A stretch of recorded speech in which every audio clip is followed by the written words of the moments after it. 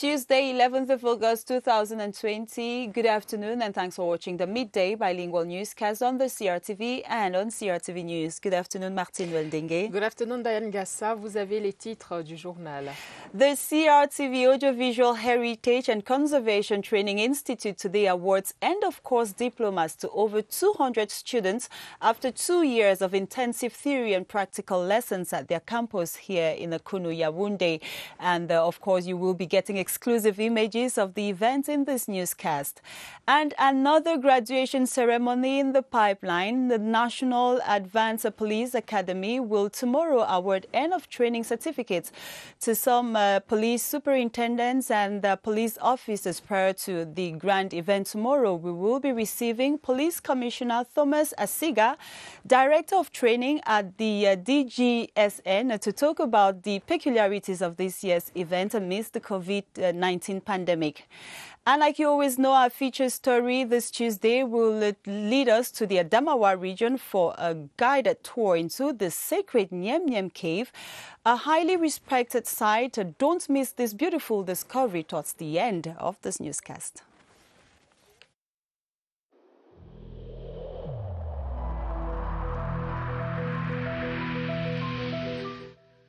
Le port du masque dans l'espace public restera obligatoire jusqu'à nouvel ordre.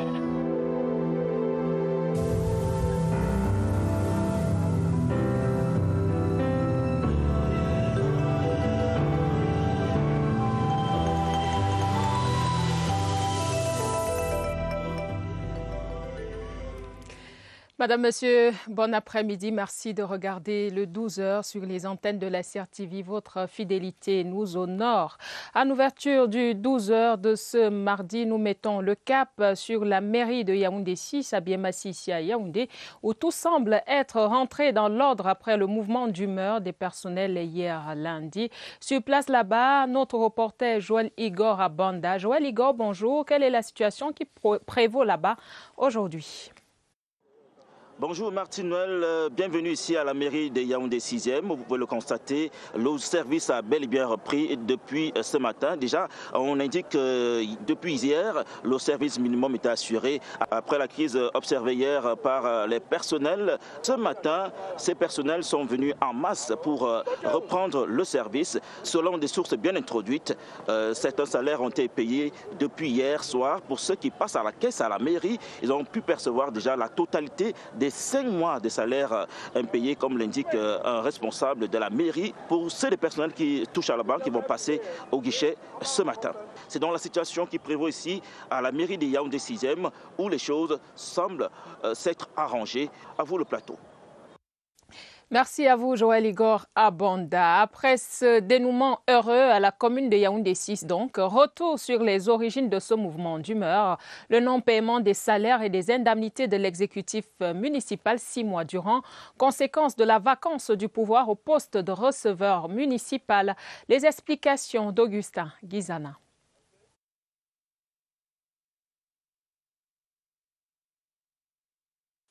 À la mairie de Yaoundé 6e, la vacance du pouvoir au poste est à l'origine de l'accumulation des arriérés de salaire du personnel et de la prime de l'exécutif municipal. En application des dispositions légales, notamment l'ordonnance du Premier ministre du 4 avril 2017, qui proscrit les actes de gestion par les comptables publics admis à faire des droits à la retraite, nous nous sommes retrouvés dans une situation de vacance du poste comptable. La conséquence de cette situation est que les salaires des personnes ne sont pas payés, les indemnités de l'exécutif communal ne sont pas payées. Au cours d'une réunion de crise, ici en la salle des actes de la mairie de Yaoundé 6e, avec le personnel, le maire déclare que depuis le 5 octobre 2019, il n'est pas resté les bras croisés. Depuis la date du 6 juin, un nouveau chef de poste comptable a été désigné par arrêté du ministre de la décentralisation. Sauf qu'à date, ce chef de poste comptable n'est pas encore installé. Ce qui, bien évidemment, a permis de garder le statu quo. Pour l'instant, seule la nomination d'un nouveau receveur municipal peut débloquer la situation à la mairie de Yaoundé 6. Et le maire de Yaoundé 6, Yokio Nana, l'a dit, la situation sera à régler dans des brefs délais. Tout autre chose à présent, le forum sur la surveillance douanière s'achève ce mardi au centre d'instruction des douanes de Nomayos, non loin de Yaoundé. Le directeur général des douanes, Edwin Fongod Novaga, préside les 10 travaux ouverts hier. Dans l'extrait qui va suivre, le chef de la division des enquêtes douanières et de surveillance, le commandant Gervais Eric Ndo, explique les enjeux de la dite rencontre. On l'écoute au micro de Marlise Enouambaga Oumou.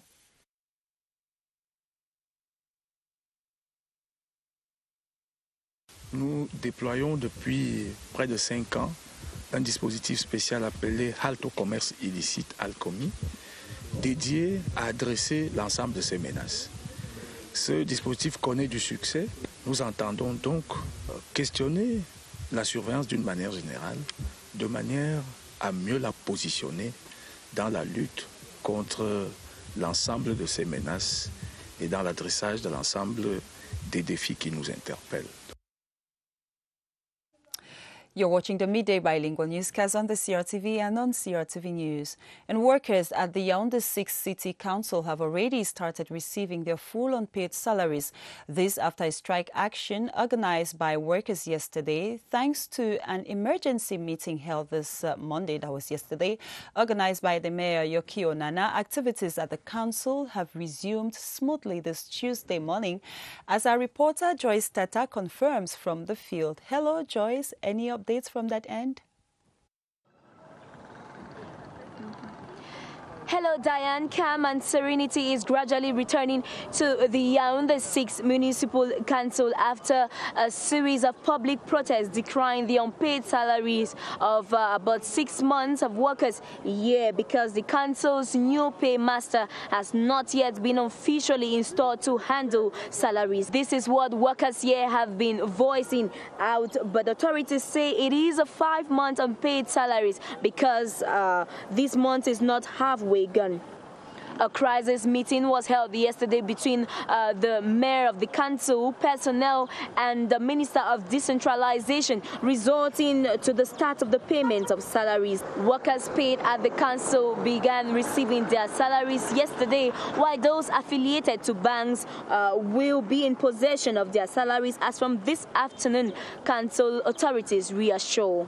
As this goes on, plans to install the new paymaster are underway. Joyce Tata reporting for the CRTV. And that must definitely be some good news for the council workers of Yaoundé 6. And on to something else right now. Some 40 custom officers started meeting yesterday in Nomayos on the outskirts of Yaoundé for a 2-day forum on surveillance which ends today. While presiding at the opening of the forum, the Director General of Customs, Edwin Fongod Novaga, called on his collaborators to double their efforts in checking contraband and fake goods. Felix Ekole, a custom commander, spoke to Luma Slim Davies in the following excerpt of this interview.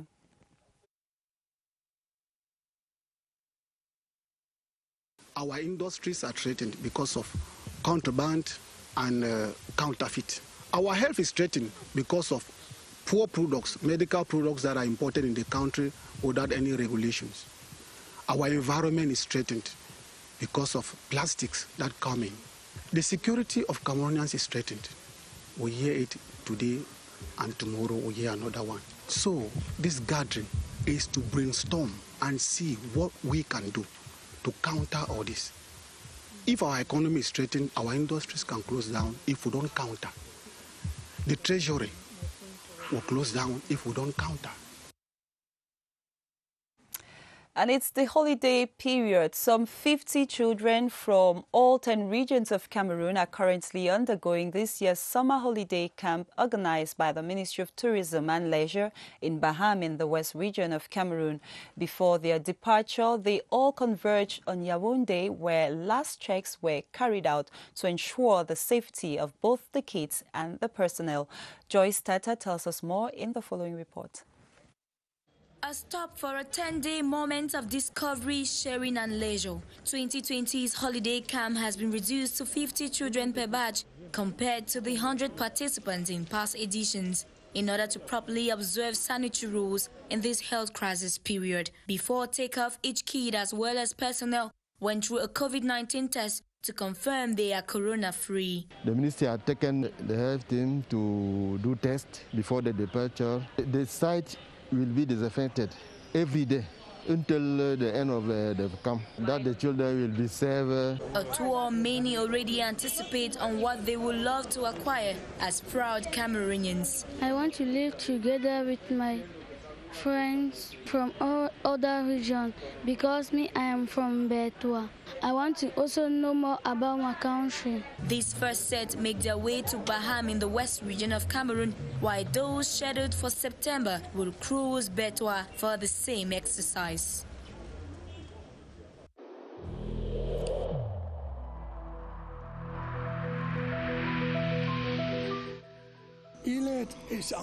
Each of us must comply with the measures that have been taken.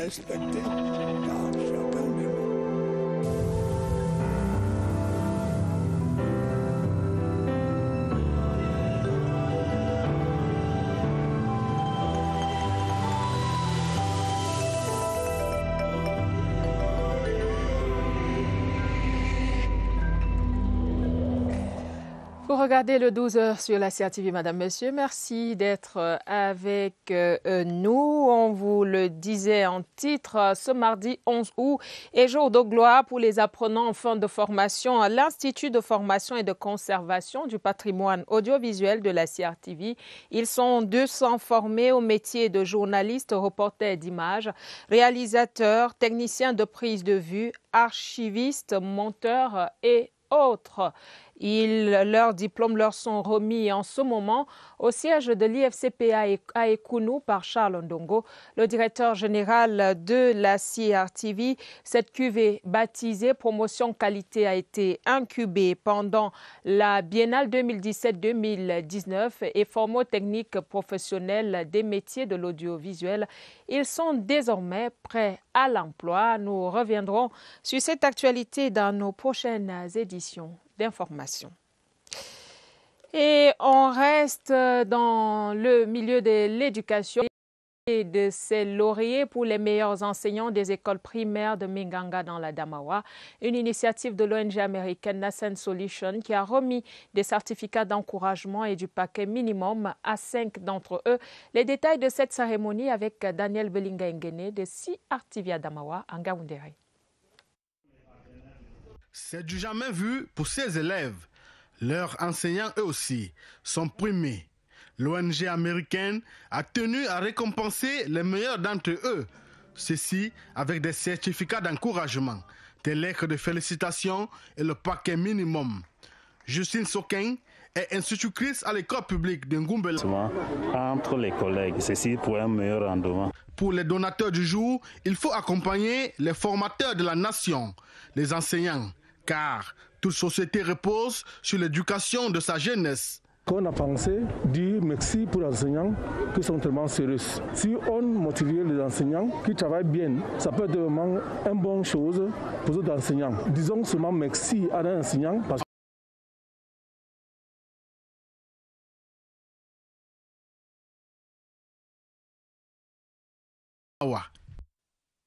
et on va dire félicitations à tous les lauréats. Le Conseil supérieur de la magistrature a rendu son verdict ce lundi 10 août. La session présidée par le président Paul Biya au Palais de l'Unité a abouti à l'intégration des auditeurs de justice diplômés des dernières promotions de l'ENAM à la promotion des magistrats, entre autres. Retour sur le déroulé de cette importante session avec Yves-Marc Medzo. Le Palais de l'Unité, avant tout Palais de la beauté et du raffinement. Lorsqu'on y ajoute de la solennité, comme ce fut le cas ce 10 août 2020, il devient alors difficile, très difficile de résister à son charme. Les dernières assises du Conseil supérieur de la magistrature remontent au 7 juin 2017. Depuis lors, beaucoup d'eau a coulé sous les ponts. De nouveaux membres ont fait leur entrée au sein du Conseil, mais surtout chacun a pu se faire une représentation de la justice camerounaise sur la base d'allégations diverses répandues à travers les médias. La justice camerounaise est à la hauteur des attentes des Camerounais. Le seul problème que nous avons, c'est que les magistrats ne sont pas toujours compris. Parce que nous avons la justice telle qu'elle est voulue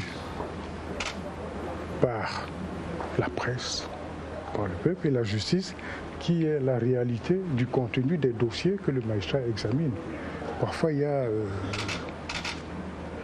un monde. Le magistrat juge sur la base d'un dossier. L'opinion publique est une opinion.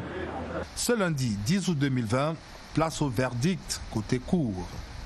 Dans un palais de l'unité transformé en palais de justice, les membres du conseil vont les uns après les autres converger vers la salle de délibération. À l'entrée de la magnifique façade du palais présidentiel, les membres, anciens et nouveaux, se soumettent aux dispositifs sanitaires mis en place dans le cadre de la lutte contre le coronavirus. À leur arrivée, les uns et les autres se familiarisent aux usages de la grande maison. Pour cette session du 10 août 2020, l'effectif affiche complet. Sous la conduite du ministre d'État, ministre de la Justice, garde des Sceaux, les 16 membres de la cuvée 2020 du Conseil supérieur de la magistrature vont prendre place dans la salle des délibérations où une ambiance des plus studieuses règne. En attendant le début des travaux, les uns et les autres épluchent leurs dossiers quand ils ne dévisent pas par petits groupes. L'arrivée du chef de l'État va servir de déclic au début des travaux proprement dits. La présence du chef de l'État à ses assises vient donner toute sa force à l'article 37, alinéa 3 de la Constitution du 18 janvier 1996, qui dispose que le président de la République est le garant de l'indépendance du pouvoir judiciaire. Il nomme les magistrats. Il est assisté dans cette mission par le Conseil supérieur de la magistrature qui lui donne son avis sur les propositions de nomination concernant les magistrats de siège. Sur la table des 17 membres du Conseil, ce 10 août 2020, 3 articulations majeures. L'examen des propositions de nomination ou de passage de grade, la prestation de serment des membres nouvellement admis, mais d'abord le discours du chef de l'État. Un discours à huis clos dans lequel le président Biya commence par rappeler le contexte dans lequel se tiennent les présentes assises. Un contexte marqué par un renouvellement en profondeur au sein de l'institution. À tous, il va prescrire objectivité et discernement pour une justice camerounaise crédible et fidèle à ses principes. La prestation de serment des membres nouvellement admis qui se déroule elle aussi à huis clos a valeur d'engagement sur l'honneur. C'est un acte fondateur qui marque leur adhésion définitive au Conseil. C'est un engagement à respecter ses valeurs et principes. Un peu plus de 2 heures après leur entrée dans la salle, les 16 ressortent les uns après les autres sous la conduite cette fois du tout nouveau secrétaire du Conseil, Abel Miko Miko. C'est l'occasion pour le ministre d'État, ministre de la Justice Laurent Esso, par ailleurs vice-président du Conseil, de saluer la grande sérénité observée durant les travaux. Des travaux qui auront permis à la justice camerounaise de garder tout son prestige et sa crédibilité. Tout s'est déroulé dans de très bonnes conditions. Les partis ont pris part, ils ont pu s'exprimer sur les textes qui leur ont été présentés. Le magistrat est assermenté. Le magistrat a prêté serment. C'est son métier. Donc ceux qui pensent que la justice est inféodée, c'est mal connaître le mécanisme du fonctionnement judiciaire. Le président de la République est garant de l'indépendance du pouvoir judiciaire. Et ceci ne dépend pas des états d'âme du magistrat. C'est donc avec la satisfaction d'avoir transcendé leurs différences, mais surtout d'avoir permis au Conseil de doter la justice camerounaise d'hommes de loi compétents et au service des citoyens que les membres de l'auguste institution vont quitter le palais de l'Unité.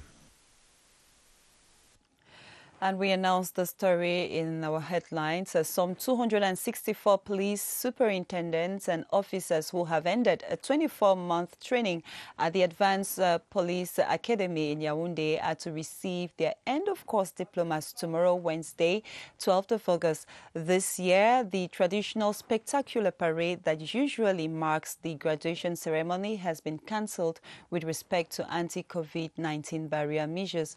Ate Bonaventure is just coming back from the police college where last-minute preparations are intensifying under the supervision of Police Commissioner Thomas Asiga, commander of the institution. This ceremonial tribune shall for once not serve as accommodation ground for the graduation of newly promoted police officers at the Advanced Police Academy. The 264 laureates who recently completed a 23-month training shall receive their end-of-course certificates from the General Delegate for National Security in this hall. Given the barrier measures taken to check the spread of the coronavirus pandemic, the General Delegation for National Security decided not to celebrate the graduation this year in grand style as usual. The seats are arranged in a manner to respect physical distancing. Among those to graduate are 95 from the Republic of Congo. Demain est jour de triomphe pour 264 stagiaires, commissaires et officiers de police camerounais.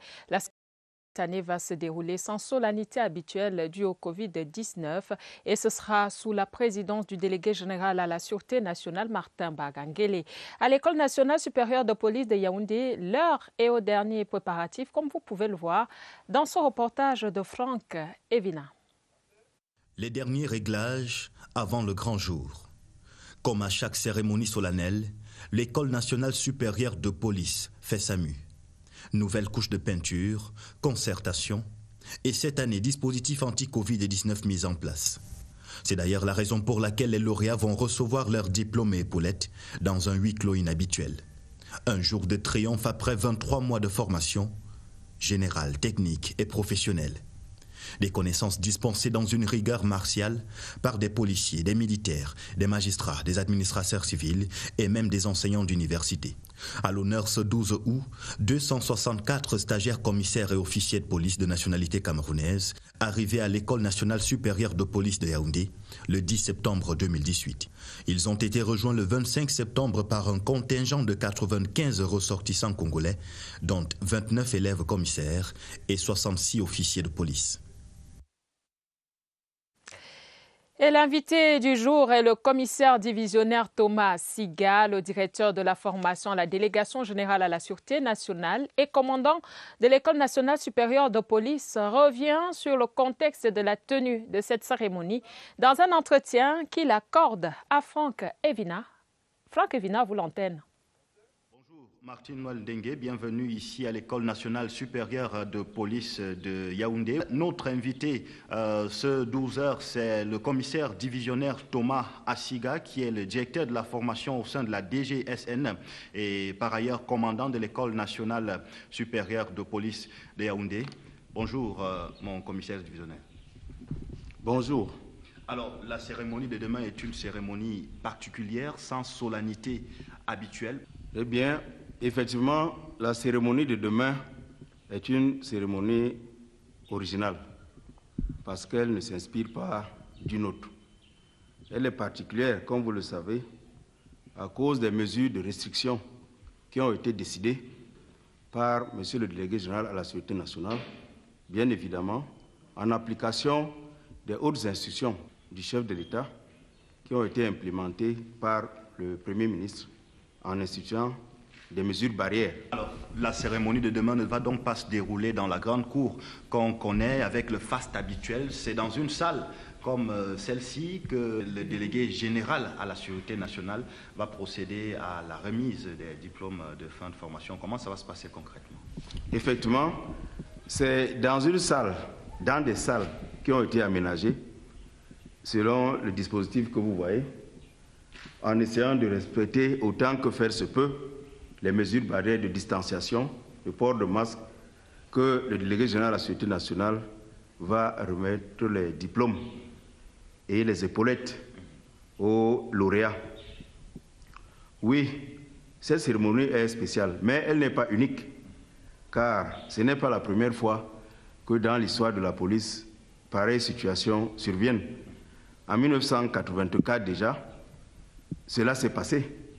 Lorsque la promotion de 1984 sortait de l'école, on a procédé, compte tenu de la situation de crise de l'époque, on a procédé à la proclamation des résultats et à la remise des diplômes dans des salles. Mon commissaire du jeunesse, est-ce que les familles vont pouvoir assister à cette cérémonie? Malheureusement, le respect strict des mesures barrières nous impose des restrictions.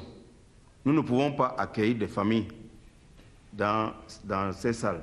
Je voudrais d'abord préciser que même le délégué général va arriver avec une équipe restreinte de 5 personnes. Merci à vous, Thomas Assiga, commissaire divisionnaire, commandant de l'École nationale supérieure de police de Yaoundé et directeur de la formation au sein de la délégation générale de la Sûreté nationale, Martin Noël Ndengue. Il faut peut-être préciser que c'est un contingent de 264 Camerounais, commissaires et officiers de police qui ont intégré cette école le 10 septembre 2018, qui vont donc triompher demain sous la présidence du délégué général à la Sûreté nationale, Martin Bargangeli. À vous, Mbaladou. Merci à vous, Franck Evina. Bien entendu, la CRTV sera de la fête demain pour rapporter le déroulé de la cérémonie à tous les Camerounais d'Ayangassa et on retourne à l'IFCP. And over there, 200 students at the CRTV's Audiovisual Training Institute at Ekuno here in Yaoundé are already having their awards, certificates and, of course, diplomas after 2 years of professional studies in a ceremony presided at by CRTV's Director General Charles Ndongo. As you can see in the images, among the laureates are backpack journalists, audiovisual archivists, producers, graphic designers, sound engineers, and cameramen. The 2017-2019 batch has been christened Promotion Qualité. And we go over to the Adamawa region to visit a beautiful cave, Martin Well.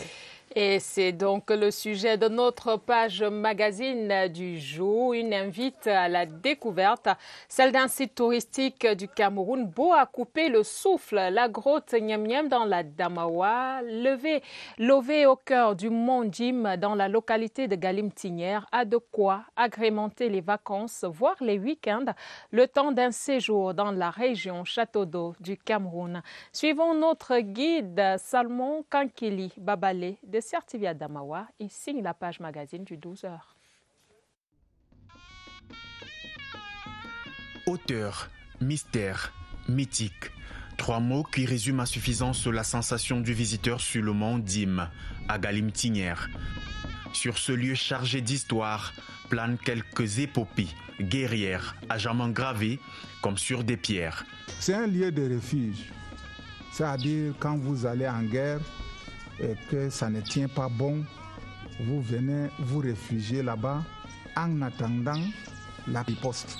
Sur le mont Dim, on observe l'ennemi à distance, c'est-à-dire à plus de 50 km.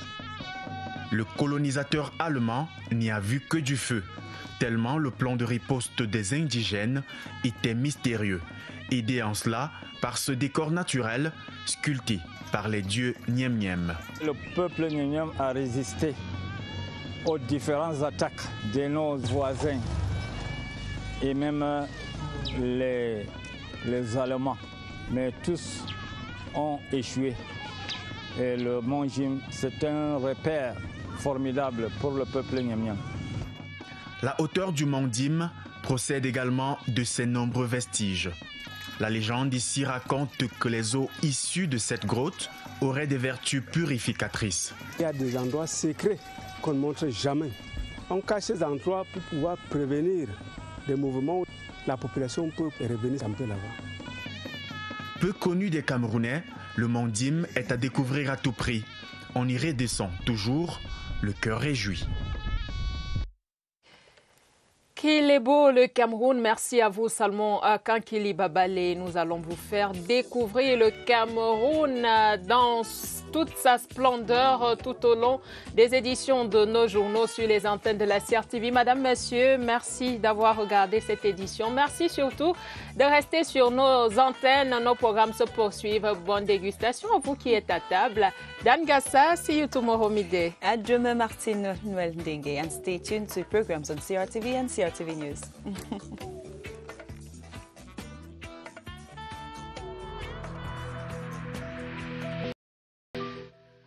Le port du masque dans l'espace public restera obligatoire jusqu'à nouvel ordre.